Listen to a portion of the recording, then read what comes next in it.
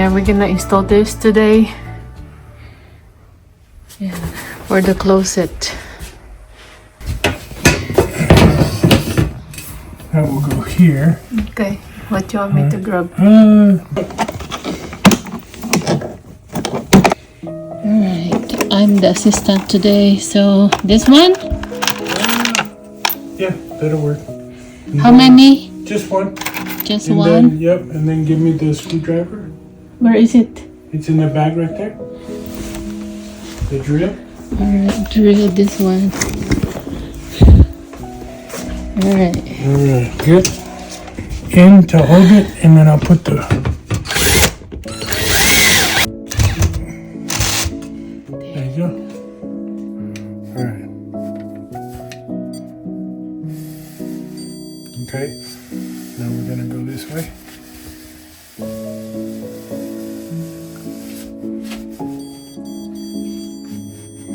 Alright, I'm gonna check. Okay. So yan guys, dito sa US kapag nagpagawa kayo ng dingding, yung ginagamit nila is drywall. Matagal siyang masunog. Yan. Knock on the wood. Put the screw in.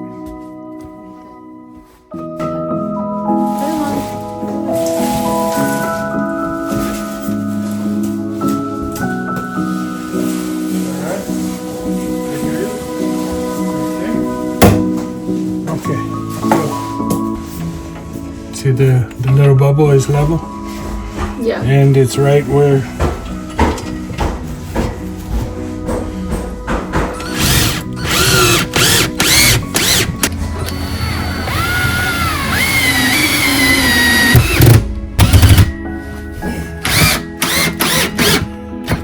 should be right around here. And then we're gonna do it again. 16.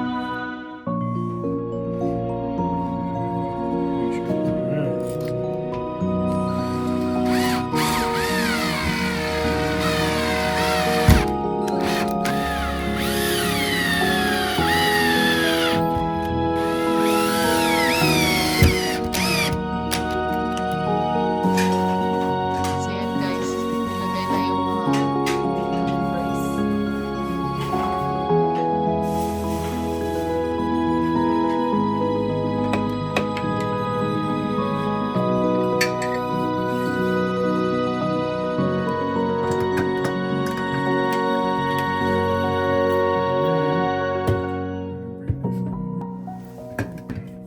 It's there you go.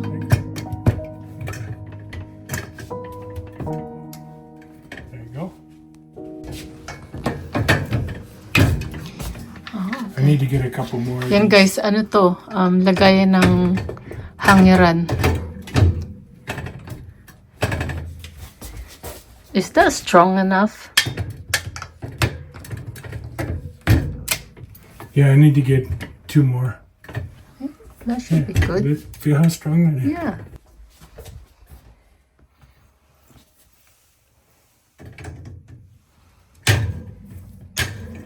There you go.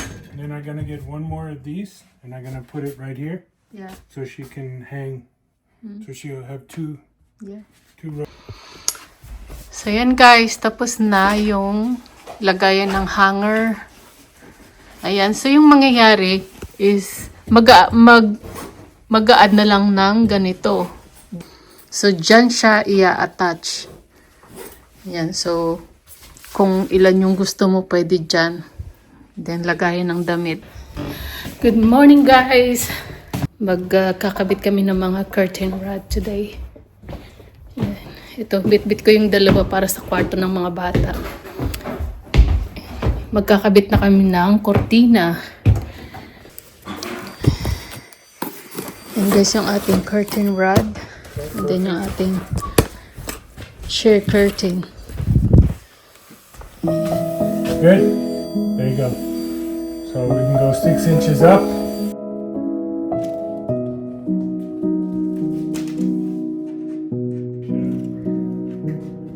That's funny.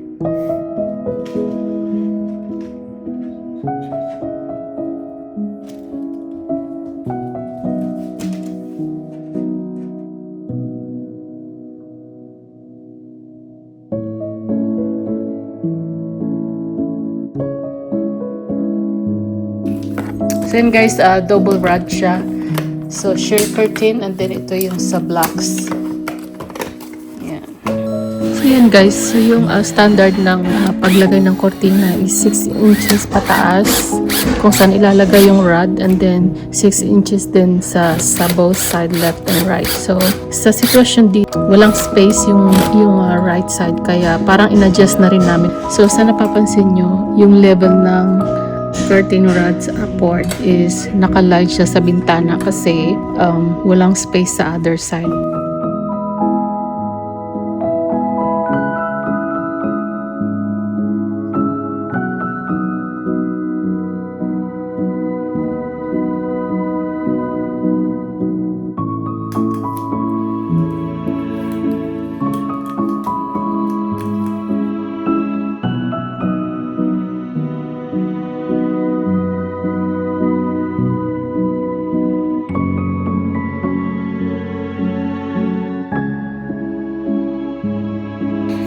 Yan guys, so dito naman tayo sa ating mga dalaga. Yan. So itong mga kortina na to is nabili ko siya sa Ollie's. So yan guys, yung price niya is 25. So 4 na siya para sa dalawang bintana. Tingnan niyo to si Hana, oh. Ang kulit.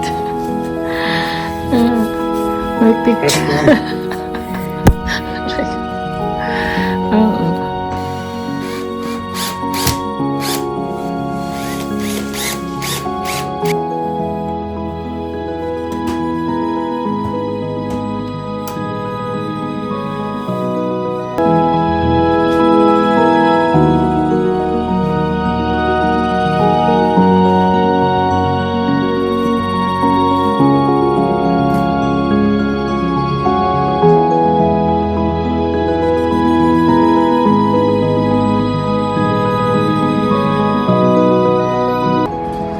Yan guys, so ito na yung ating kortina dito sa baba. Nagpalit na ako ng kortina kasi tapos na yung holidays. Yan. So yan naman guys, ito yung kortina dito sa tinutulugan namin.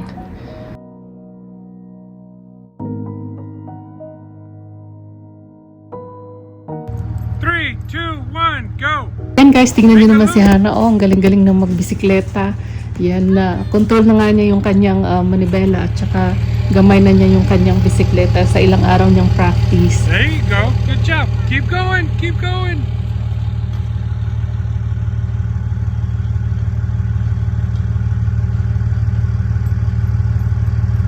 Good job.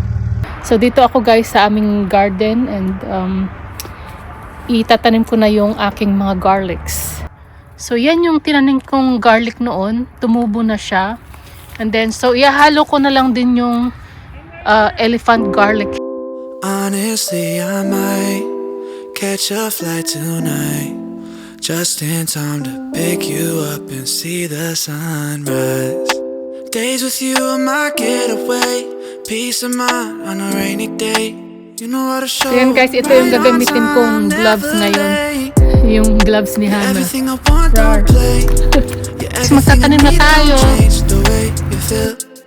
And baby, I'ma keep it real. If they gave me everything, I would give it all away for you. With you, I know I'll be okay. Girl, there ain't nothing I wouldn't do.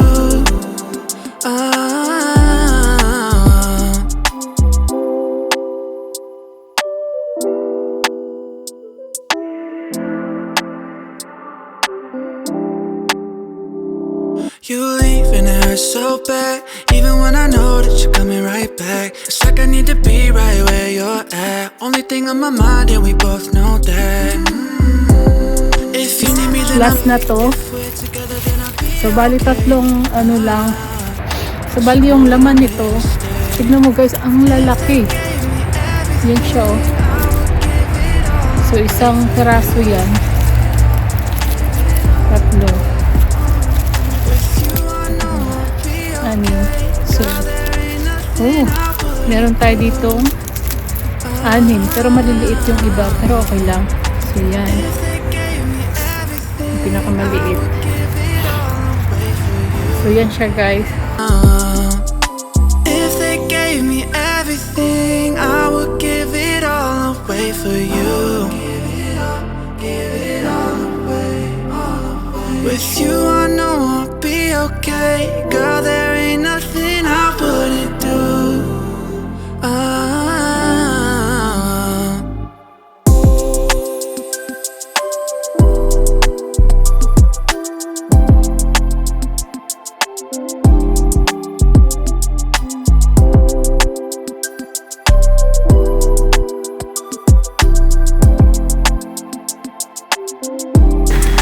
Yan, so ito ay mint. Ipapasok ko siya sa loob kasi para meron akong supply ng fresh mint. Hindi ko na kailangan bumili. Yan. So alam niyo ba guys, yung mint is napakaganda niya sa tiyan. Ibig sabihin parang ano ba, pag ininom mo siya, pampatanggal ng sakit ng tiyan, ganun sa mga bata. Yan, pwede siya. Kahit sa matanda. Yan, maganda siyang gawing tea. Kapag bloated ka, tapos mo kumain at busog na busog ka, yan, pwede kang uminom yan. Masarap siya sa tiyan.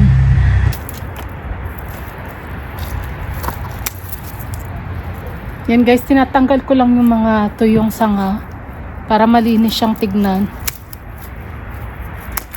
At lalong kumapal yung tubo niya. So, kailangan siyang i-trim din.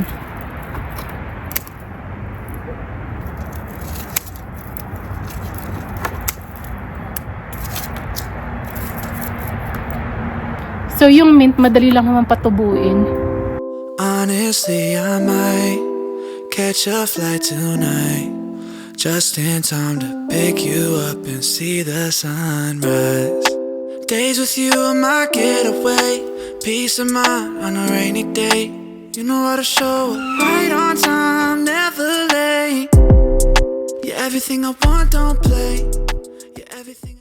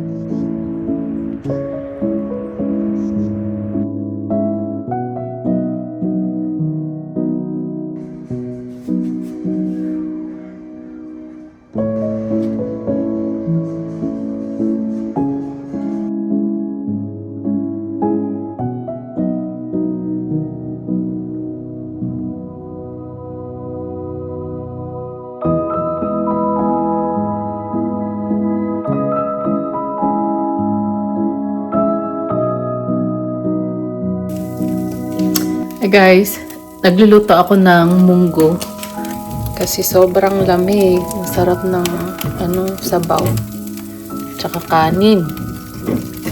Ayan. Luto na to, kalalagay ko lang ng malunggay. So pinagtyagaan ko yung aking konting malunggay doon. So yan, pwede na yan para magkalasa lang ng konti.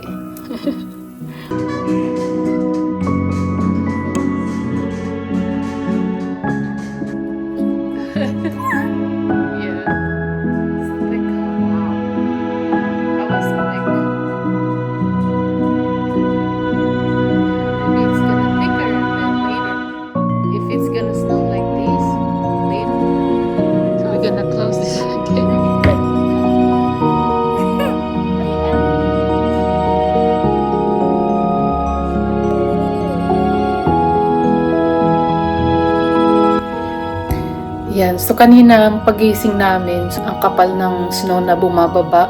So, nawala siya kanina. Ngayon, bumalik na naman. Yan. Sobrang lamig sa labas ngayon.